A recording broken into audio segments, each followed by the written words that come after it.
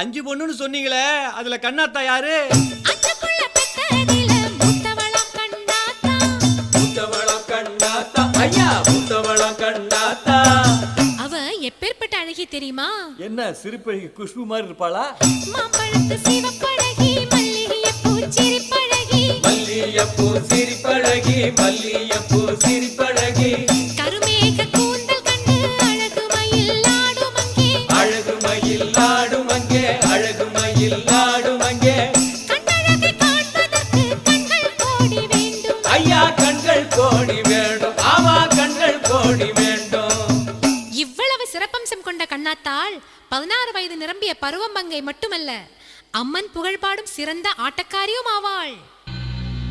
சொல்ல முடியலையே, சொல்ல